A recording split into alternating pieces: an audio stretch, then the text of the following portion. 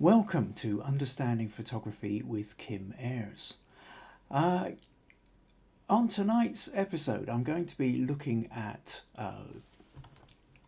a photo shoot I did for Morag McPherson Textiles. Some of you may remember a few weeks ago, I talked about another shoot, the first shoot I did with her. But this one, the whole game moved up somewhat, and it required the assembling of a team, and which up until that point was certainly the biggest team I'd ever pulled together. So it was quite a sort of changing point, or kind of shift up in the kind of photography I was doing. So that's really kind of what I'm going to talk about this evening. When you pull a team together, quite often you've got different agendas at work. So there's a whole bunch of other things you've got to be thinking of way beyond just the photography, which, you know, if you're ever planning on sort of doing a slightly bigger shoot or collaborating with other people, I think is well worth understanding. And then, of course, you know, later on I'll be looking at the critique section, where people have submitted some images to look through and get feedback on. So that's tonight. If you enjoy what you see, do please consider the idea of leaving a wee donation at paypal.me/Kim Ayres. You can see the address down in the right hand corner there. Now, I'm also doing this live on Facebook just at the moment, so if you're watching this live, please do leave a comment on, say hi. If this is the first time you're joining me, let me know where you're from as well. And periodically I will sort of stop and look in on the comments. If you've got questions as we go as well, again, feel free to leave them in the comments and I'll get around to them during the course of the podcast. So with that out of the way, I think let's so yeah, first of all, I wanted to just sort of say, if we a few weeks ago I talked about sorry, tripped up. There we go. I talked about this shoot, which was done with Morag McPherson, or rather her designs. Jessica and Alamnesh were our models for this.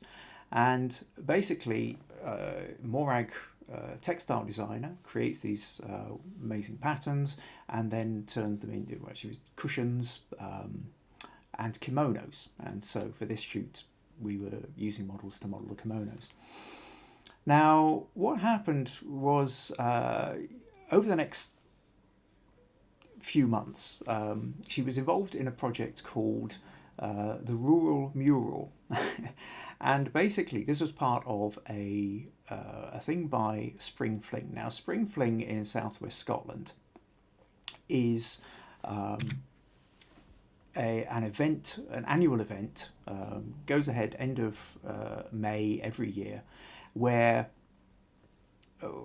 anywhere from 90 upward artists open their doors to the public, and you can go around, visit the artists in their studios, buy from them directly, ask them questions, and it's become over the years a very, very popular event. Unfortunately, of course, this year with COVID-19 meant that it had to be postponed.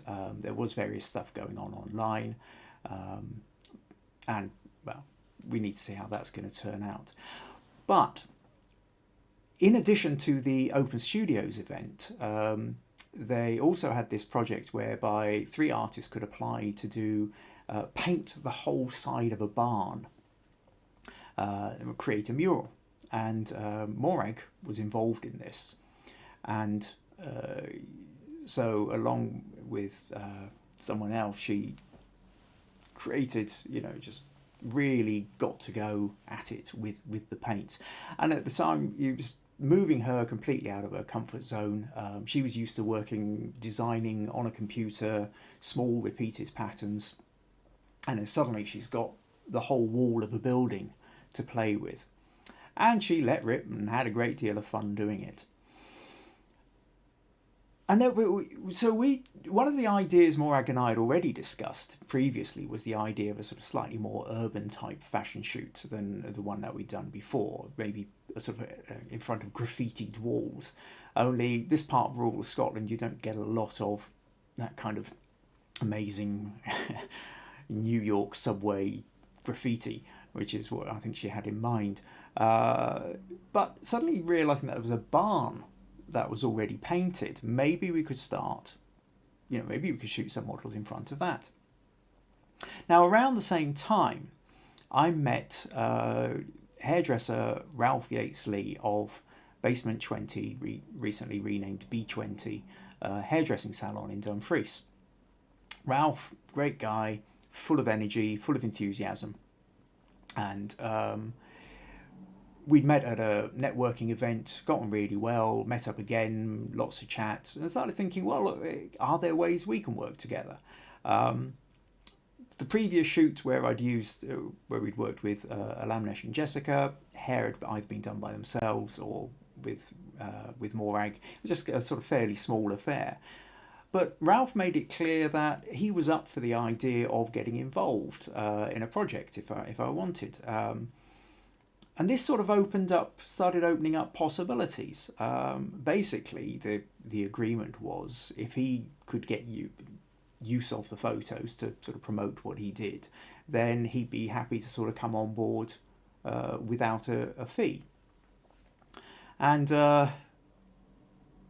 this notion of collaboration with other people, where you're not swapping money but you're swapping skills, is something which is an incredibly useful thing to be able to do, and you should always sort of look out for these kind of opportunities. Not everybody is advancing their photography with a huge wad of cash in their pocket which they can just pull out and buy the services they need every time. So with these kind of things coming together, I thought, well, okay, what if we would sort of go for the shoot and actually assemble a small team? And at this point, because Ralph's salon has had several hairdressers working there, access to makeup artists as well. So he said he was happy to bring along another hairdresser and a makeup artist as well as himself. And so Morag and I sort of started thinking about, well, okay, this could kind of be fun. What about what about models? Jessica was around. We managed to get hold of her. And this time I'd again tying in, recently there'd been a graduation photography show at the Dumfries College, and Katerina had I'd gone off to take a look at it, and Katerina's photos had really stood out. But she was doing a lot of self-portraiture. She came to understand that she also did a lot of modelling as well as having done she'd then been doing the photography course. But first of all, she started out as a model. So chatting with her, asked her if she'd like to come on board as well. And so now we had a couple of models. We've got hairdresser, makeup artist, designer. And I thought, this is too good an opportunity to miss. I want to video it. So other photography friends of mine, Jessie and Helen, they do astrophotography and night skies tours, taking people out, shooting galaxies, stars, but they're also filmmakers. And so I talked to them, and they were quite happy to come on board and do a bit of video for me in exchange for me doing a little bit of photography for them, which they might be able to use, basic portraiture, portraiture of them, which they could use for their own promotion. So by now, if you include me, we've got a team of about 10 people. And in fact, if I flip up this photo, you can see, which we took at the end of the evening, these slightly crazed expressions on, it was a long evening, I'll come to that. But this was the team. Great bunch of people, and great experience, very tiring, long evening, exhausting experience. But I learnt so much in the process, and I think pretty much everybody did on different levels. So over on the left, we've got Helen and Jessie, who are doing the filming. Then we've got Jodie and Joanna, who are doing hair and makeup. We've got Ralph there in the middle, who's B20. Then we've got our model Jessica and model Katerina. We've got Morag, the designer, and of course me stuck on the end. You kind of end up on the end because you set the camera up, it's on a tripod, set it for 10 seconds, and then run round, quickly get into place, smile, run back, find out half the people are blinking, do that 3 or 4 times, and then pick the best one. But nice wee group photo. But that shows you where we were at. So we'd got this whole thing together. We arranged a date, and I think it was either the end of April or the beginning of May. So it was, and we arranged it for an evening, because what we wanted to do was we wanted to do a nighttime shoot, because the idea of having control over the light. In essence, the idea was the part of the problem with a daytime shoot is, any outdoor shoot, you're dependent on the weather. But if you're doing a daytime shoot, you're also dependent on whether the sun is out, whether it's cloudy. Quite apart if it's dry, there's several different kind of lighting setups you can have. As Morag and I have been discussing the idea, we wanted this notion of a kind of fashion style shoot, and we thought that idea of like having a single light shooting, hitting the models, shadow play falling onto the wall behind seemed like quite a nice idea. And to do that, then of course we need to do it in the evening. So we set up base at Morag's studio, which is about 5 or 6 miles away from where the mural was happening. And just to give you a wee sense here, at this point we've got hairdressing, makeup and stuff going on.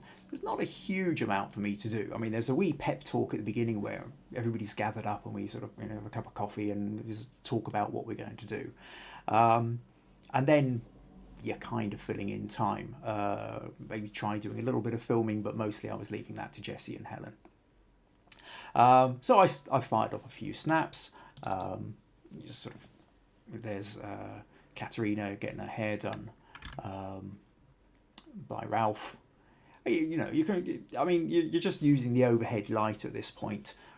ISO is quite high, so in colour it ends up a bit noisy, so turn the images into black and white. And you play around with the curves a bit, and you can kind of have a little bit of fun. Getting the shots in action here with Jodie and Joanna sorting out Jessica's hair.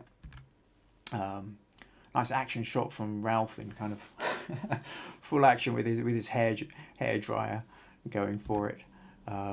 Makeup being applied. And Joanna stood outside the door, and you can kind of sort of see this whole sort of massive, sort of things going on and people being videoed and standing around. So that was kind of fun. And I think what I'll do at this point actually is I'll show you the behind the scenes video. So Jessie and Helen sort of videoed all evening, and then sent me the footage, and then I chopped it together, threw in a wee soundtrack over the top, and just created a kind of little 2-minute video. One of the fun things about Jessie and Helen, them knowing what they were doing, as opposed to a lot of my little videos, which is kind of was still trying to get the hang of doing things, was they also because there were 2 of them as well, they were able to do bits of time lapse where they could sit the camera on a tripod and set the camera to just go off every 10 or 15 seconds and follow some of the action. So that created a kind of really fun, interesting bit to the video. So I had to include some of that as well. So if I just pause that's come up on the wrong screen. So let me just drag that over here. And so you can now see I'm just starting off with a bit of time lapse, then we sort of flip back. So yeah, I'll leave the soundtrack off. Here we are gathering earlier in the evening, the pep talk, Ralph there was showing different coloured sprays that you could do onto the hair. He's now getting on to Katerina, snipping away. The Jodie and Joanna working on hair and makeup there with Jessica.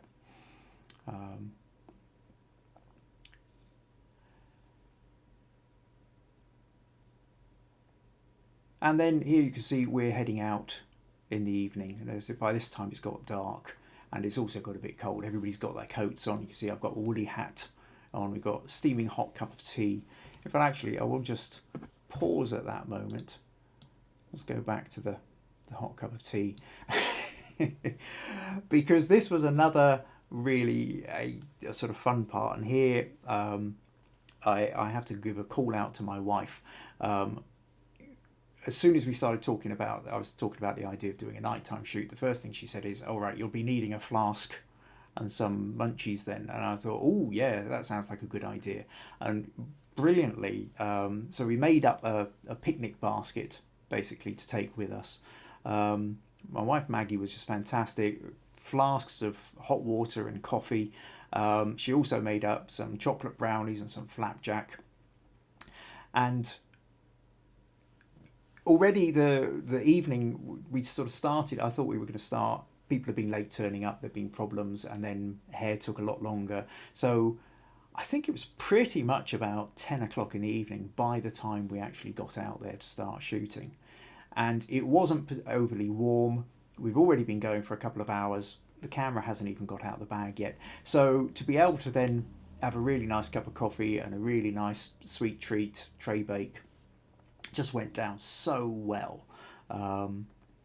Great learning experience for me, and pretty much most photo shoots is where there's been a team involved since I've tried to, usually, food has then become an important part to remember if you've got more than yourself going. Even if you're just doing it yourself, you need to remember to take something. But I suppose there's an important point that if this is your shoot, you are leading it, and people will, the people you brought on board, you can allow the hairdresser to get on with the hairdressing, you can let the makeup artist get on with doing the makeup, you can get the video person get on with the video, but you are the one in charge, and so you have to make sure that everybody's being taken care of on some level.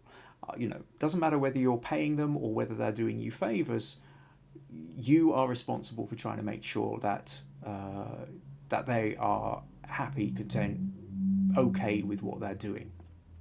And supplying coffee and sweet treats never goes amiss. So yeah, using the light of a phone there, just the sort of last minute touching up of hair. This was another thing I discovered, was the amount of time you get ready to shoot and then you're just about to go click, and then the hairdresser will run in and change something again. So here we go. We're now into the shoot. Got time lapse going a bit here, and it was quite exciting. It was, you got a lot of people about. Big jackets are being taken off at the last moment for each time you're doing the shoot. That was my first ever experiment with a bit of smoke. I learnt how to use smoke much better later on. Now, in future series, I'll talk to you a bit more about that. We tried doing a shoot by the light of car lights as well, which didn't overly work, but I'll come back to that. So yeah, here's the team again. So that kind of gives you a sort of a brief kind of idea that you can see there's a lot of people involved, a lot of people about. And it was, it was exciting. At the time, I mean, it was exhausting, but there is a buzz. And when you're working with other people, one of the big things here is the notion of you've got different agendas going on.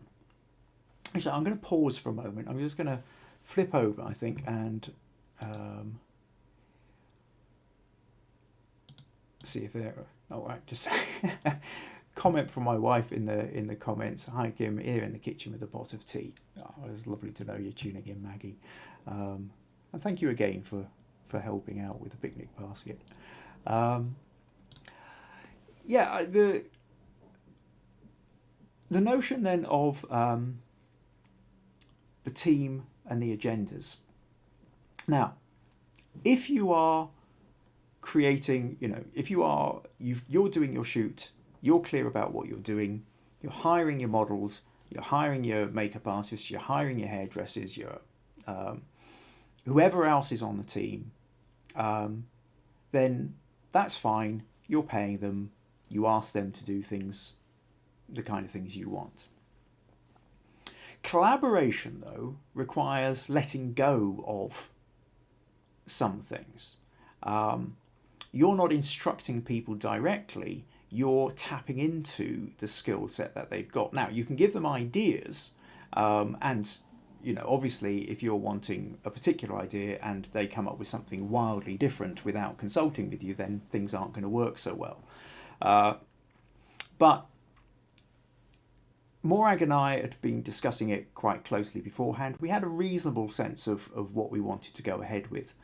And so at that point then, it's about keeping everybody on board. And it's about, right at the beginning, what you're doing is you need to convey your vision and share that in such a way that everybody who's involved knows the end goal.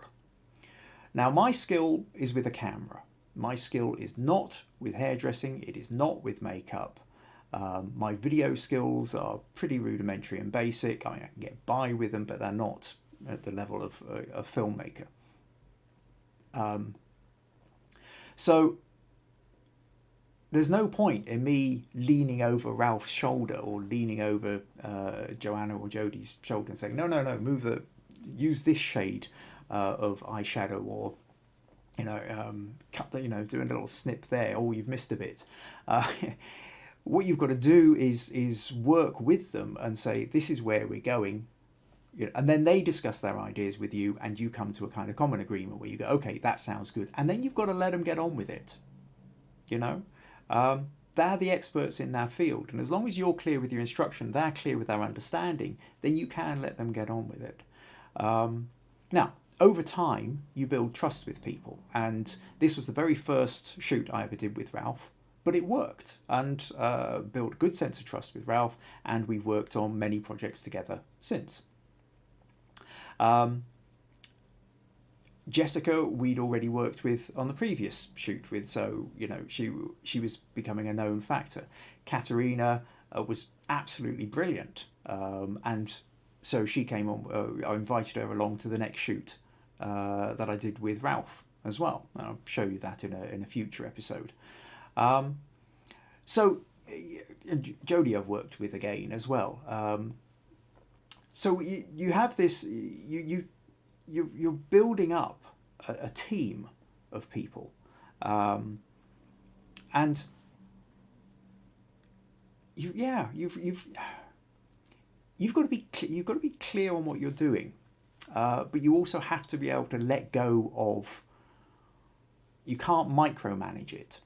Now, for some people, it's just a bit too scary to let go of it. If they've got such a clear vision of what they want. But I've discussed in previous episodes that for me, I rarely have a really sharp, clear vision of what it is I'm out to. I have an approximation. I have a reasonable idea. I have a concept. But then, because I'm photographing people, as soon as you involve people, even if it's just you're photographing another person, one person, they're bringing themselves to it, and you have to be, you have to tune into that. You have to be sympathetic to what they are bringing. You have to be open to it. You might have to steer them, or you might have to correct assumptions, but it's no longer just you. Now, what became interesting for this shoot then became the fact that I needed to. I'm doing a whole bunch of photos now. Morag is the client. This is all being done to create photos that Morag can use to show off her designs, which she is then going to blow up into posters and then take when she goes off to trade fairs or things like that. She can sort of blow them to poster size, have them hanging behind racks of clothing and stuff like that. So it's part of her, or a lot of these images ended up in newspapers, magazines, what have you, and wherever she would promote it, she would use these images. So primarily, we're out to create photos that satisfy the client. But we're calling in on favours here. Ralph has said he's happy to come on board so long as he can use the photos for him. Now, for him, he's less interested in what the clothes look like and more interested in what the hair is like. The makeup artists are more interested in how the look is on the face. So now what we've got is at least 4 different agendas, and then there's what I'm after as well as a photographer. There's bits that I'm chasing. So let me show you a couple more of the photos from the shoot. So yes, flick back to this for a moment. So this was the final. I'll run backwards. This was a shoot. It was okay. I mean, it was okay within the mix. This was one where I'd had this idea of somebody lit up by the spotlight, by the headlights of a car. And then we realised if somebody was standing up, basically the headlights sort of cut off sort of somewhere around the waist level, so that the upper body was completely lost, and hadn't thought that one through. So we did a shoot with Katerina crouching down, but we didn't really pursue that one quite so much. I'll show you some of the so here was one of with Jessica. Is creating shapes. You can see the shadow falling on the wall. I think more interesting shadow. We've got Katerina here. Now I have to say, Katerina was just amazing. She was brilliant. She'd done modelling. She earned money doing modelling. It was part of her profession before she started doing the photography. And she knew how to create shapes. Jessica was a friend and looked lovely, but was less confident about how to angle herself.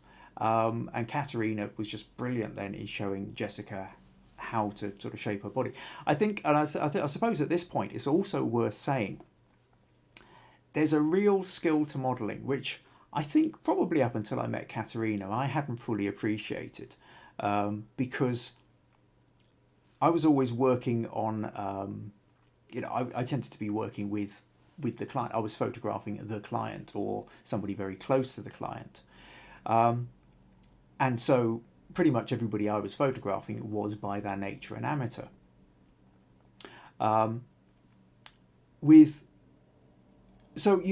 you're at that level, it's very easy to get sucked into the idea that a good model is basically entirely dependent on looks. And if you've got a particular look in mind, that's all that's important. But it isn't. There is a real skill to modelling. There is a real skill to knowing how to angle your body, how to shape it, how to work the lines towards the camera. And as a photographer, if you are working with somebody who knows what they are doing, oh my God, it just makes your life so much easier. And everything you do moves up a level. Rather than me having to go, well, how about you move your body, try lifting your arm, see how that works, try that, yeah, maybe it works, maybe it doesn't. Just like I'm not a hairdresser, I'm not a model. I don't know necessarily, I mean, I can have ideas, but when you've got somebody who knows what you're doing, you go click and they then shift their body, you go click, they know their body, they've learnt their body, they know what works. And you can go click and then you can go, oh, I like that, do a few more like that. And they'll instinctively know how to create better shapes. And Katerina was brilliant like that. So, yeah, worth saying that about modelling is that if you can get hold of somebody who's done some and really knows what they're doing, they are worth their weight in gold. Other pictures from this one, again, the two of them together. And again, what I like about this particular one is the shadow in the background. Again, it's part of the interesting thing here. In a way, you know, the client is after pictures of the materials. The models are, you know, because Katerina was wanting some of the pictures for her own model, so she's needing pictures where she's standing out, the good modelling photos. The fun one, one of my favourites from the shoot is this one. Again, Katerina just going for it, creating shapes. And when you've got a single light and you can just throw those shadows on the wall, you're using that, the shadows as part of the shape of the whole photo. My favourite photo of the whole lot is this one. And what's kind of funny about this is such a photographer's photo. And what I mean by that is, if you are into photography, you know, if you are trying to, you go, oh, look at the diagonals on that. I like the way the shadow comes down. I like the way that you've got this sort of V shape going on, but then it's almost an M or W shape because you've got the curve of the shadow of the edge of the light shadow running over on the right here. We've got these colours. We've got this frozen hair, got this dramatic frozen hair shadow behind. And this is the one where I look at it and I get that little thrill, satisfaction, thinking, that's a great photo. And for me, when I make up postcards of some of the images I've done, which I hand out like business cards, this has always been one of my favourite images to put out. However, and this is where we come back to the agenda part, for the designer, it's not a great photo because what can you really see of Jessica's dress here? Not a lot. Jessica's leaning forward, her arms are obscuring half of it. The bit where she's not obscuring is now lost in shadow. There's not a lot going on there. What about the makeup artist? Well, her hair is now shooting across the face. So now, makeup artist isn't going to do it. What about the hairdresser?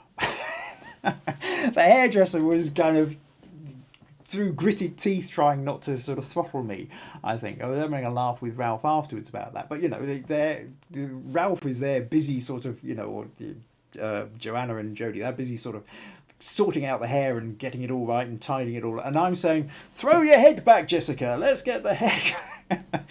So no, for the hairdresser, it's an absolute nightmare. So you end up, that photo, which is great for me, is absolutely no good to any of the other people in the group.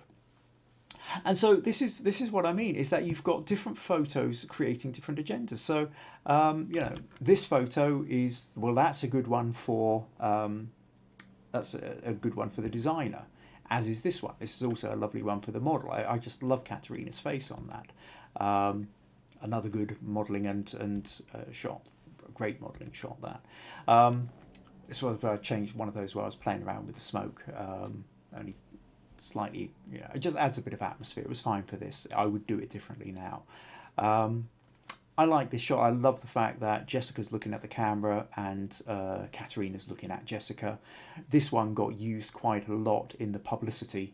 I think this ended up in a couple of national newspapers that were being used to promote Spring Fling, actually, at one point. This is a hairdresser's photo, you know, as is this one. The great thing about, you know, Jessica and Katerina, two very different looks, two very different hairstyles, two different makeup styles, two different looks. Katerina really rocking this sort of punky pixie style. Jessica really going for the kind of full-bodied hair. You might remember in the little video there where Ralph was doing a little spray. We've got bits of the purple spray into the tips, which is just catching the light nicely. So, you know, so these shots really satisfy. Then these ones are for the hairdresser and for the makeup artist and the models, not so much for the designer or for the photographer. I mean, yeah, I'm quite happy with them as a photo, but they're not the kind of ones I would sort of put into competitions or try and win awards with. But if you've got that in a hairdressing salon, it works much better. Likewise, that becomes a real statement piece. It says that we're not just doing set and blue rinse. We can do something really quite in your face and out there. So all in all, it was a huge learning process for me on several levels. It was the biggest team I'd assembled. I was working with. I was collaborating on a level which was, at a new, because it wasn't just the designer I was collaborating with or just the models I was collaborating with. It was designer, model, hairdressers, makeup artists, and then I was also getting in the help from the guys doing the video too. So it when you've got to sort of juggle that many agendas, you've got to keep all that in mind. Plus, of course, you're getting them fed and coffeed up. I think in the end it was about 1 o'clock, 1:30 in the morning or something like that. I think we finally all packed up and went home, absolutely shattered. Didn't manage to do a thing the following day, but an incredible experience. And now I wouldn't say go from 0 to having a team of 9 people, but start with one. Grab somebody else, grab 2 other people. If you've got a friend who does hair, or you've got a friend who does makeup, if you've got a friend who enjoys modelling and playing around in front of the camera, get a little team of 2 or 3 of you together and start playing. And what you'll find is it allows you to extend your photography rather than it just being about you. You can create something that goes way beyond anything you could do on your own. And that for me is the core piece of collaboration. I love collaborating because it allows me to go to places I could not get to on my own. So that's really what I wanted to talk about with this. Let's flip back here. Let's see if is there anybody out there on Facebook tonight? Hey, got a couple of photos. What have we got here? VG, lovely photographs, every one of them. Thank you very much, VG. Brian, hi Kim. You appear not to use a light meter, and if not, why not? Welcome, Brian. Thank you for commenting. Why do I not use a light meter? Because, okay, I can say the reality is I can go click and instantly I can see in the back of the camera whether it's overexposed or not.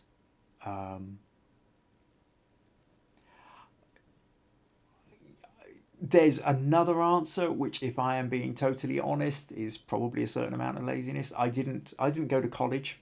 I didn't do an apprenticeship. I am entirely self-taught as a photographer. And when you're self-taught, you're learning things as you go, and you learn things as you have to learn them.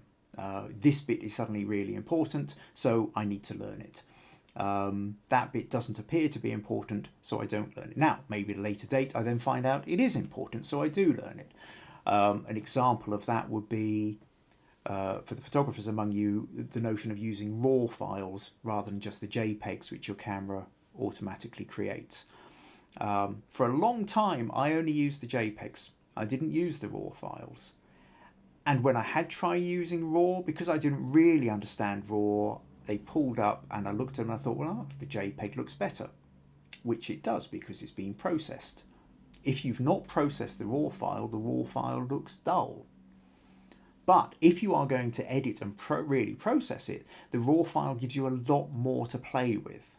It doesn't lose information in the way JPEG does. Now, maybe at a later date I can talk a bit more about that if people are interested. But to begin with, I didn't use the RAW. Now, once I'd really learnt about RAW and the potential to create better photos out of it, well, now I shoot RAW. Well, I shoot RAW and JPEG together. The JPEG just to give me a kind of thumbnail, quick idea. But I always use the RAW and I edit in RAW.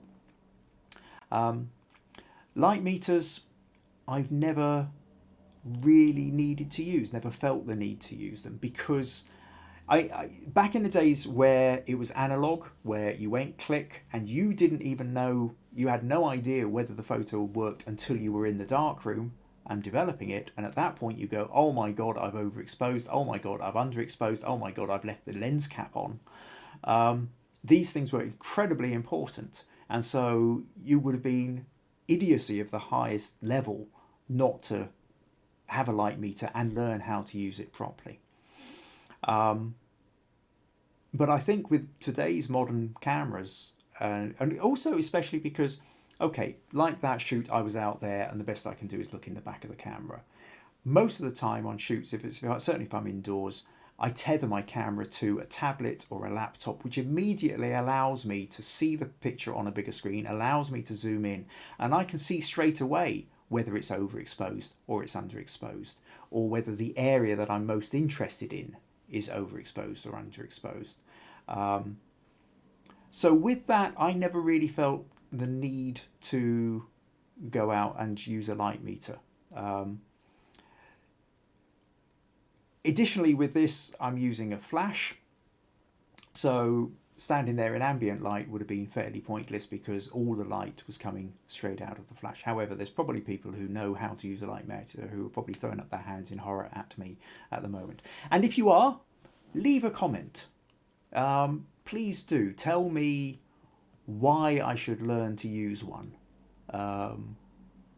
Yes, yeah, do that. I'm always open to suggestion. I'm always open to looking to extend my photography. So if you can convince me that there's good reason to, in this day and age, going beyond my camera to learn how to use a light meter, and you can convince me that my photography will shift up a significant level for doing so, then I would like to hear about it. So leave a comment or, get in touch with me afterwards. That would be great. And another comment here from VG, the smoke part, would like to know more sometime. Yeah, absolutely, VG. Not tonight. There's an entire different shoot where I was using smoke to big effect. A couple of different shoots where I've used it as a smoke machine, and there's a lot to know about where you place the light if you are using smoke. But that is an entire podcast in its own right, and will probably happen in a few weeks' time. Right, okay. So I'll just say again that if you're finding this interesting, if you find this useful, please consider leaving a donation to paypal.me/Kim Ayres. It's not compulsory, but it is always appreciated. And so now we're going to move on to the critique section. So for those of you who are maybe watching this for the first time or haven't done so yet, if you would like your own photos to be looked at, if you would like some kind of feedback on an image that you've done, then join the Understanding Photography with Kim Ayres Facebook group. Just type that into Facebook, it will come up easily enough, or go to my at Kim Ayres Photography Facebook page and click down on groups. You'll find it. Join the group, and then you can stick an image in, and the following week I'll pull it up and then discuss it in the way that I'm going to in a minute with some of these that were submitted recently. It's a good excuse to get past. All photographers have sticking points. I get sticking points. Trying to get honest feedback is always a bit difficult. So I thought that this is quite possibly one of the best things I can offer to help photographers shifting up to the next level, is to give you direct feedback on photos that you've taken, especially if you feel like, well, I took this one, I know there's something that works with it, but I'm not quite sure. I can't quite get it to go how I would like it to, or I thought it was great. Everybody else just went, but I don't really know why. So getting a nice bit of feedback can really help in that matter. I know for myself, my photography leapt forward a few years ago when there was a particular place online where I was able to get fantastic feedback on my images, and because of that, my photography sort of definitely shifted up several levels in quite a short space of time. If you're listening if you tap into that. So, okay, what are we going to look at first? I think I'm going to tell Paul sent me a couple of different images here, and so, but this is more of a question than a critique as such. And so Paul said to me, read the attached images. So I horizontally flipped them, which I felt improved them. Someone suggested it is because we are more accustomed reading left to right. Interested to hear your thoughts. So what Paul's done here is, this is his original photo. I assume it's this one, and then he's flipped it this way. He's done another one where he's got a man heading off to the left of the screen, and then he's flipped it so he's moving into the right of the screen. And the question is does flipping them improve them? And it's an interesting one. Well, okay, let's just say first of all, with this, for me, I don't really know. I can't say that it's making a huge amount of difference to me whether he is coming in from the left or coming in from the right. I think it's slightly different with this one. I do tend to feel that there does feel like there's a difference. But there is a thing here that's happening as well, Paul, which I think is partly to do with the way the composition is. Now, in a way, in a slightly more typical rule of thirds, where you've got this umbrella, you've got the chair and the bag sitting that third of the way across the picture, and then you've got these volleyball nets running into the picture. Now, your point you're making is about the sort of left to right flip. This one, now it sort of runs. You start with the bag and then you run in. It's a tricky one. I think. Let me flip it. Let me show you another photo where I talked in the past. I think it was episode 3. If anybody's interested in, well, I was talking a lot about the notion of the use of diagonals, and with one of the photos I used for that was that's okay. Let's just open this one in Photoshop. I used this picture that I did for blood bikes, and most of this was about the fact that there's a really strong diagonal line, and that's what I was using to illustrate the point that I was making, or one of the points I was making. However, one of the points I made during this was the fact that this was originally shot the other way round. So if I image rotation flip horizontal, you can see that this is the way the picture was originally shot. And when I was editing it, I found that I sort of edited it to this point, but it I kept feeling something wasn't quite right, and I wasn't sure what it was. And so I flipped it, and suddenly it felt like it worked a lot better. And for me, the reason for that, the only reason I could really feel is a notion of, here in the West at least, we read left to right. Now, if anybody's watching this who maybe Islam, Hebrew, I know the texts read from right to left, and I would love to know if that affects how you see a photo. If it, whether leave in the comments or write to me personally, it's one of these things I don't know the answer to, and I would love to get some kind of feedback on that. So if you've got any kind of sense of whether you think that actually, because you grew up reading from right to left rather than left to right, you tend to view photos, you tend to automatically start over on the right and shift left as you look at them. I would love to know that, or whether you feel actually it doesn't make any difference. I do tend to feel that by and large we tend to kind of start, well, I will tend to sort of look to the right and move across the picture. Now, what the effect of that was with this was that you start by looking at the guy, the kid on the bed, and the doctor and the nurse and the thing, and then your eye follows all the way back up. Now, I felt the problem with that was your eye just kept getting drawn away from the point that, you know, the story of the picture is down here. And every time you sort of look at it, your eye just gets pulled away. You get pulled. Well, that wasn't quite what I meant to do.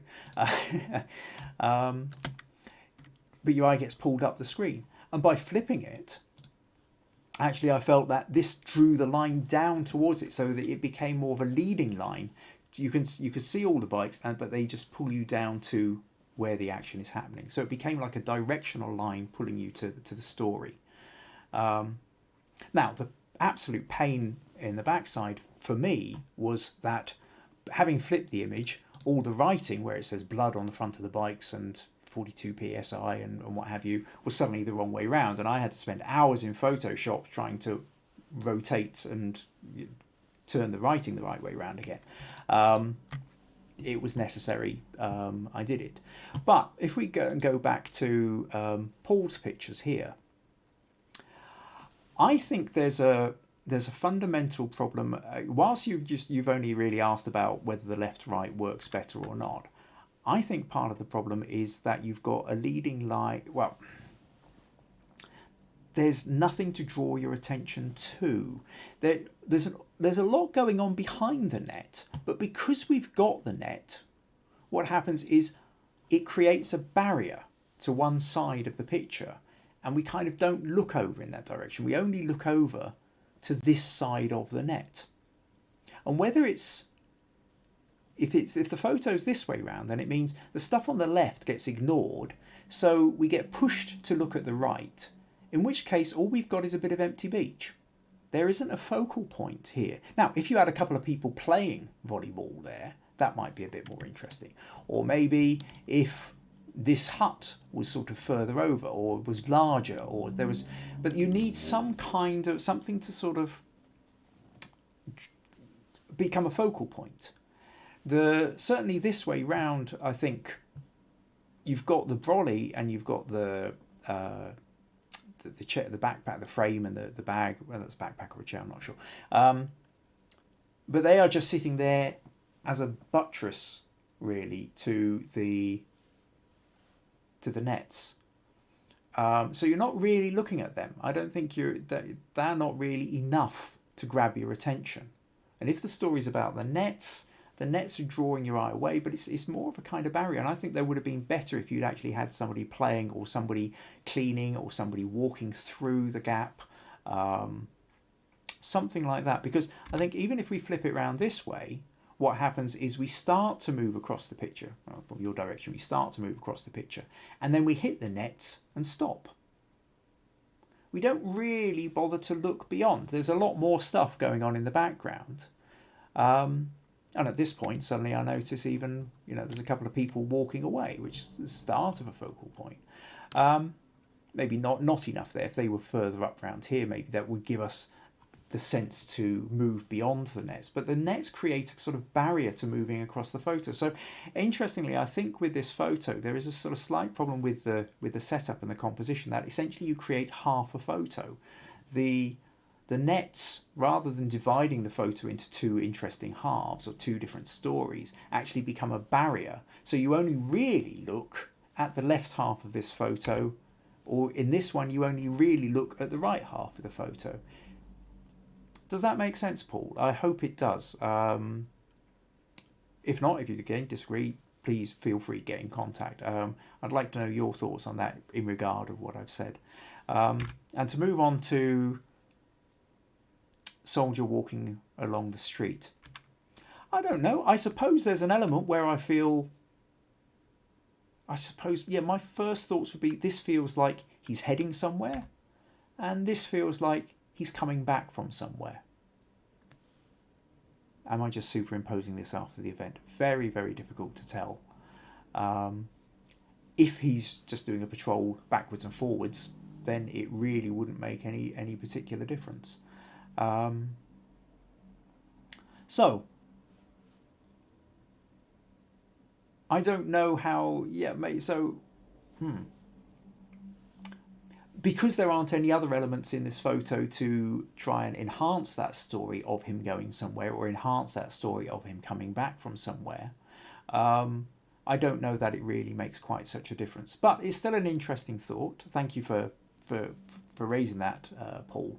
And again, if you've got anybody watching this, if you've got particular thoughts, leave something in the comments, whether you're doing it live on Facebook or you're doing it later on YouTube. I record all these and then place them on YouTube afterwards.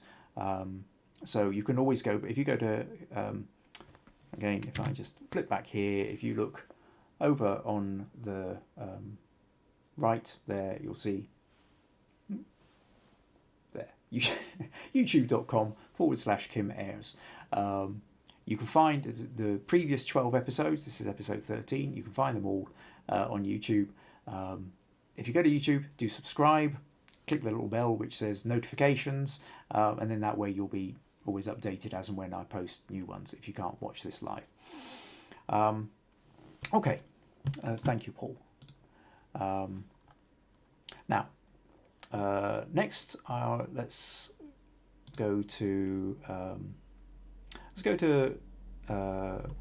VG. Now, VG sent me 2 different shots of the same scene. Let's just show you here. As this one's pulled right out, and this one is zoomed in closer. And VG says, let me just find what we've got here. The distant white dot of a man walking in the beautiful green Lonavala mountain range. Now I know I pronounced that wrong because VG has actually given me some instructions that as Lonavala, but lone, A as in la, ma or pa. So Loan, Vla as in Vladimir, or Vla as in Vladimir, maybe. So Loanvla, Lonavla mountain range. Oh, you're going to have so much fun with me, VG, on this one. My pronunciation of anything that I didn't grow up with and knowing how to pronounce already is appalling. Anyway, wonderful, beautiful mountain range. So now she talks about this one here. There are beautiful layers of mountains, lake, trees, green landscape. I wanted to capture that man in white, which is this guy over here. He was my target. Not sure how well it looks to those who view this image. The curves were fascinating as well, like in the curve of the path that's coming up. Let me know what you think, Kim, and if you were there in my place, what would have captured your attention? Any suggestions improving further would be great. So I think the pulled out version here, I think the big problem we've got here is this barrier in the front. And the road isn't doing anything for us either. So it almost feels like we're waiting to get past that barrier to sort of see a more uninterrupted view. Now, okay, I'll tell you what, let's flip back in a moment. Let's go into Photoshop and I will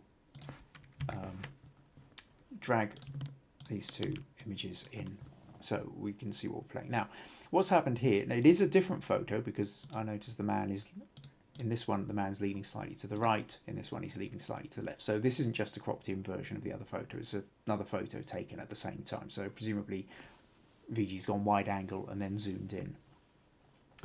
Now, so if we go back out to the wide angle photo, like I say, this barrier at the front here, I think isn't really doing much for us.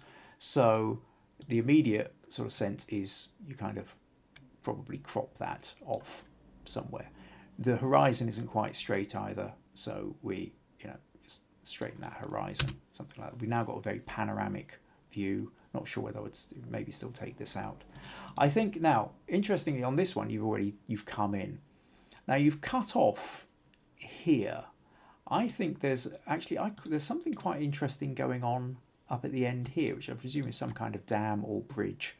And I think really, whilst I would be tempted to keep in some of that.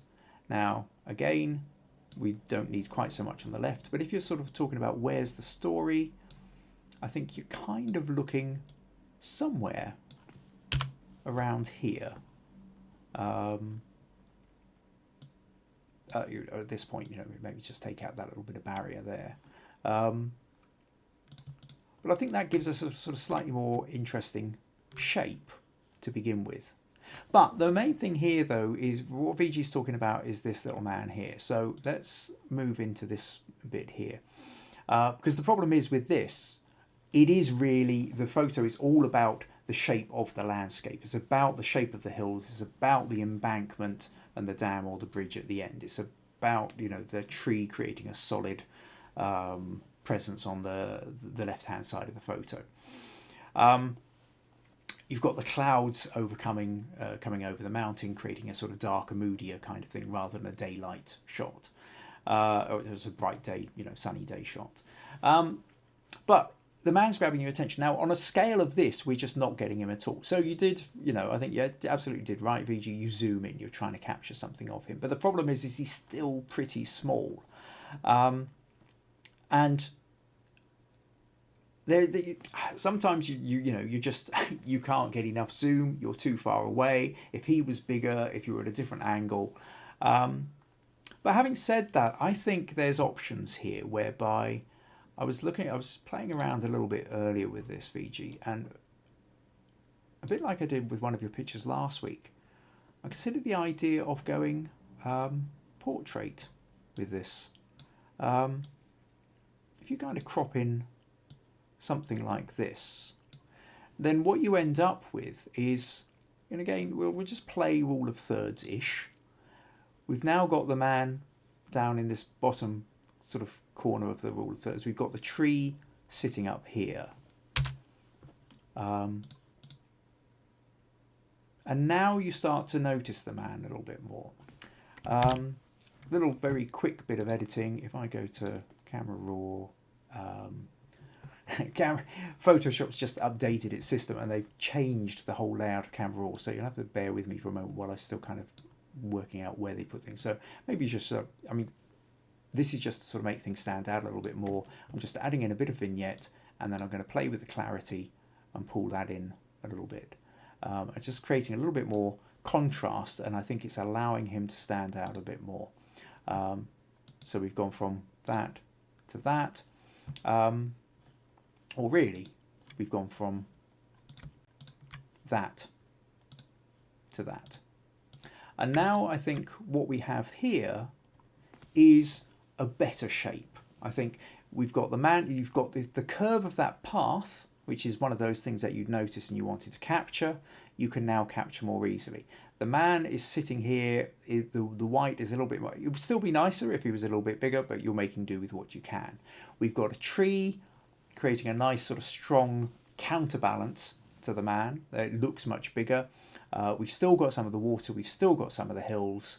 And I think overall, you sort of, so again, VG, I think, it's worth, when we're doing landscapes, of course, we tend to shoot in landscape, but sometimes, especially if you're looking at several layers, and here we've got foreground, sort of, well, it's mid-ground layer, but we've got bits going on here. We've got the lake in the background, we've got the tree, we've got the hills, and maybe if you had an interesting sky with clouds or sunset or something like that. Sometimes when you want to have several layers together, turn it into portrait mode and try taking a few shots like that. If they don't work, they don't work, but the great thing about digital, you can shoot off as many as you want. And it's not really work. But what I would say is get into a habit of just periodically turn the camera that way, because it does give you a different view. Even if it's just to go, ugh, I don't like it, it can still, sometimes it can trigger you can sometimes see things in a different way because you're automatically excluding a lot of the stuff to the left or the right. It allows your brain to kind of focus in a little bit more on what might happen to be there. So that's something to play with. Hope you find that one useful, VG. Right. Okay, so last one to come in with now, I think, is Mandy. Now, Mandy, let's flip back here a minute. Don't need to. Let's get rid of those and bring in these. So, this is the picture Mandy sent me. Mandy put into the critique section, or into the Understanding Photography with Kim Ayres group for the critique. And she said, "Hi Kim, I've been playing with macro and stacking, but just wondering about your thoughts about the crop on this image. I tried various ways, but can't quite get it to sit right, if you understand what I mean." So at this point I wasn't sure whether this was the original image or whether she'd already cropped in. So I asked Mandy if she still had the original, and she sent me through. This is the original here. Now you see, so this is the unedited version. She sent me the raw file. So it's quite dark, quite dull. So if we look at this, we can immediately see she's zoomed in, she's cropped out a chunk, she's brightened it up. And so, you're looking at something that she's done something like this, but if we look at this, all right, she's coming closer than that, I think. So that's where she's sort of cropped in. Now, I think part of the problem here, Mandy, is your main point of focus, and I understand this, is the droplet, because the droplet is creating a reflection of a sunflower, which is out of focus. So it's a lovely technique where you use the bokeh, which is the quality of the blur. You blur out. You use a narrow depth of field to focus in on one thing. So the stuff that's lost in the blur you can't see, but then the little droplet becomes the focal point, and it becomes like a little lens, a bit like a magnifying glass. She's moved herself around until she's got the head of the sunflower into the droplet and then taken the photo. But there's a sort of slight, the trickiness here is that when she looks back at the original photo, okay, it's underexposed, so it's all looking a bit dark, so she needs to brighten it up, which she did. She zoomed in to try and get it, but then still wants to have some of the branch or the stem going on. Now, to be honest, my immediate thought with this, the reason why it feels like, and I know what you mean about the crop, is because essentially it's not horizontal and it's not really diagonal. This line here of the stem is the strongest part of the image. I mean, okay, yeah, you've got the sunflower, which is the story, the focal point, but this strong line absolutely dominates. And depending, now again, if we go back, I can't remember whether you watched episode 3 or not. I would really suggest, if you don't want to watch the whole episode, if you go to the YouTube channel, youtube.com/Kim Ayres, I've also got a playlist called Bite Size. Scroll back through the bite size, find the bite size that I did on diagonals. I think the problem here is, you see, diagonals are where energy is. Horizontals and verticals are where stability is. Now, you don't have a strong horizontal, but neither do you have a strong diagonal with this. So I'd be very tempted at this point to start curving it. Now, okay, let's just, first of all, let's just brighten this up a bit so we can see what's going on. I'll just, I'll pop into Camera Raw here and just very quickly hit Auto. That brightens it up a little bit. I'll just brighten it a touch more Get a little bit of touch clarity so we can see what's going on. It's not as bright or vivid as yours. It doesn't matter so much at the moment. What we're talking about is just being able to see the picture. Now,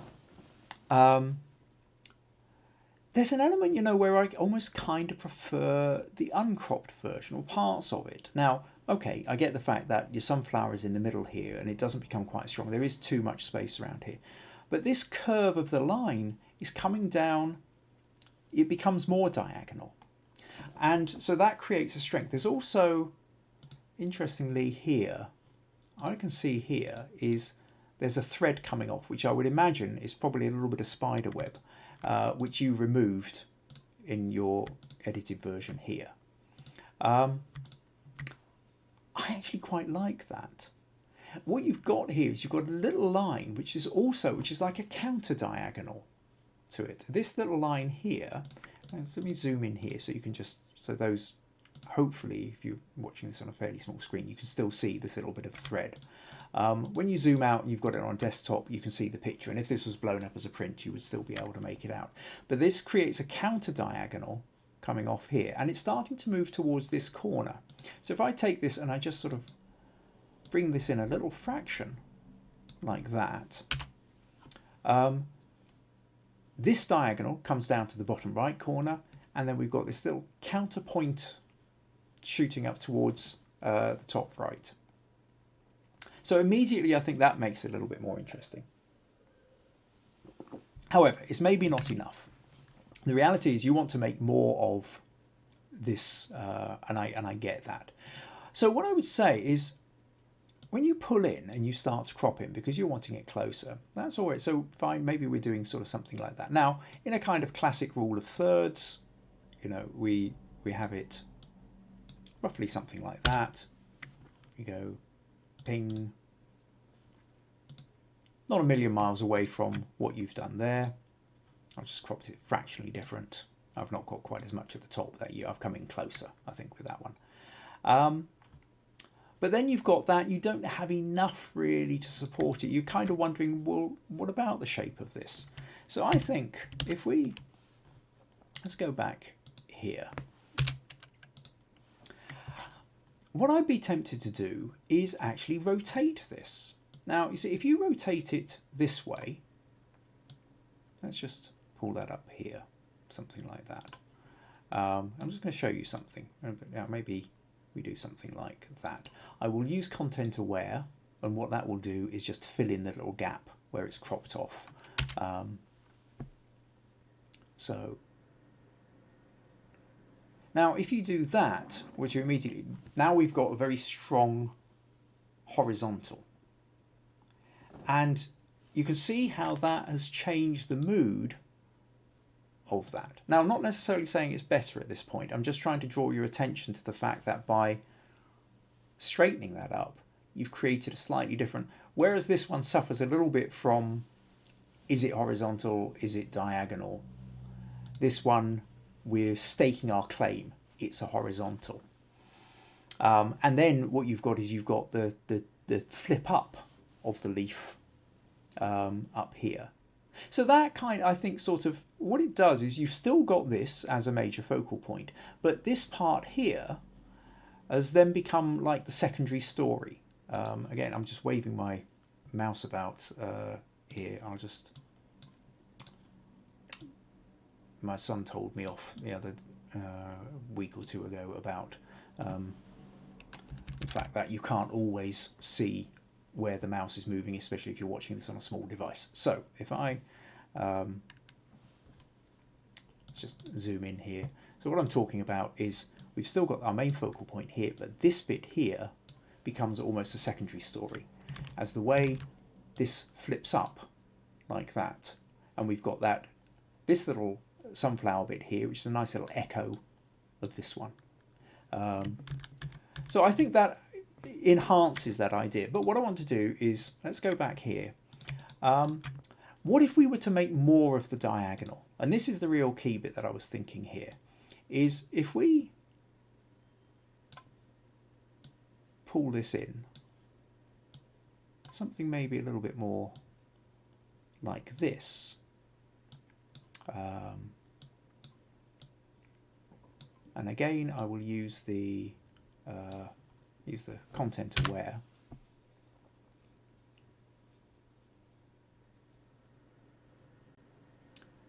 Now what we have is this is a really strong diagonal, and it gives a bit more sense of an energy, I think, a bit more sense of movement. This little droplet looks maybe a little bit more precarious, like it could sort of fall off at any moment. We've still got a flip over here, so we've kind of kept that bit in. This little bit of web that's coming in up here is still playing its part. It's still sort of moving. It's not horizontal, but it's still sort of moving up. And I think you've got something quite interesting there. So when you're playing with the crop, you don't have to crop it at the angle it already was.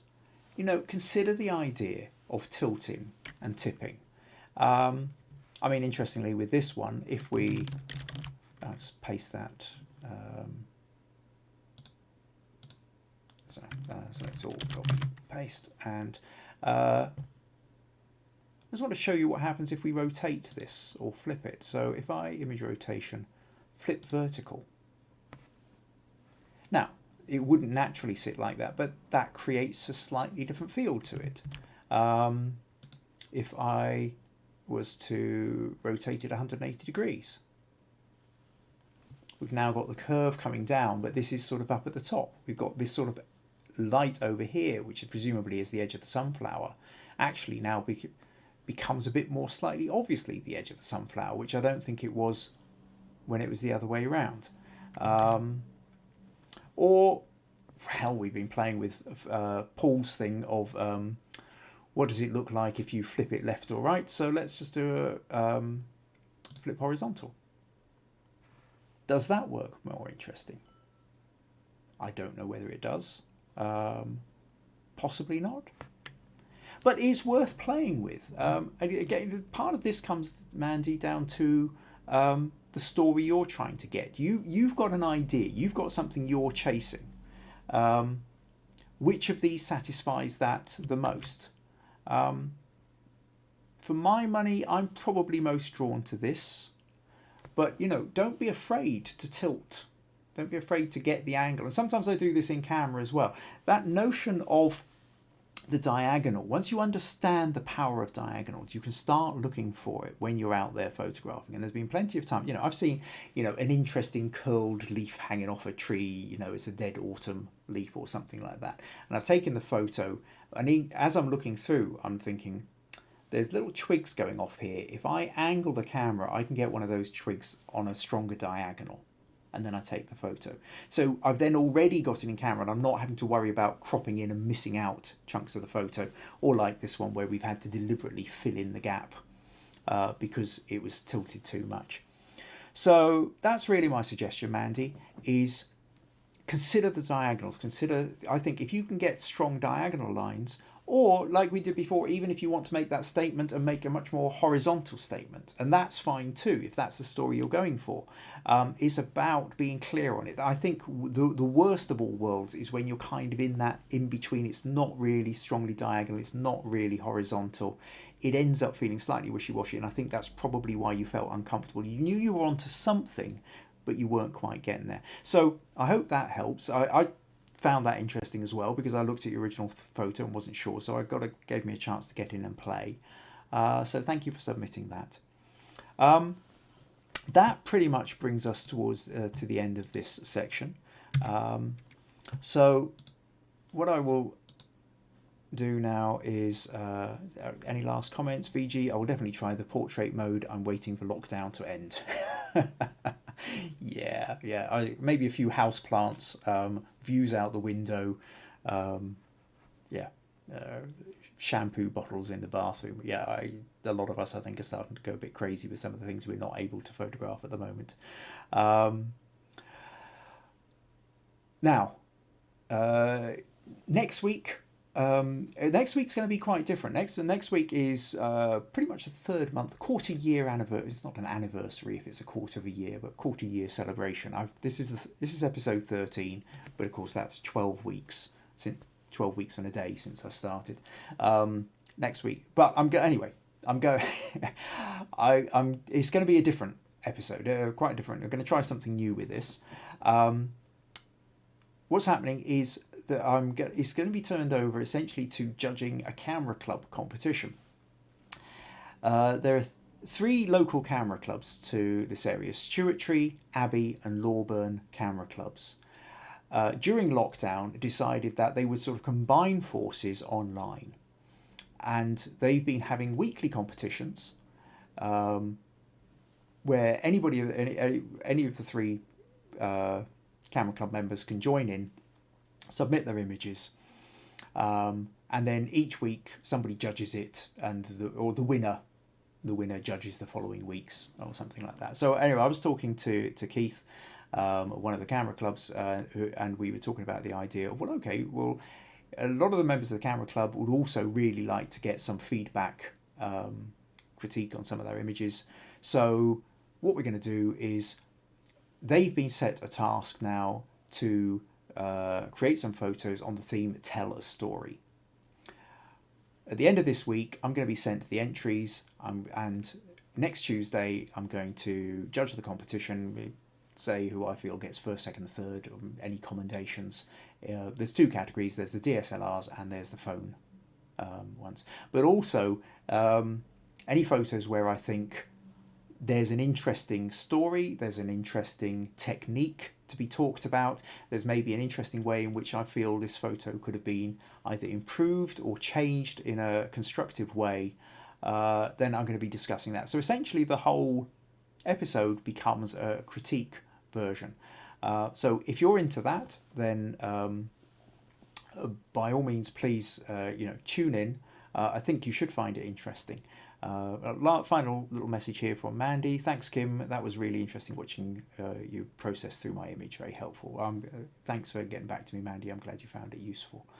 Right, well, that's it. Tune in next week for the Camera Club special.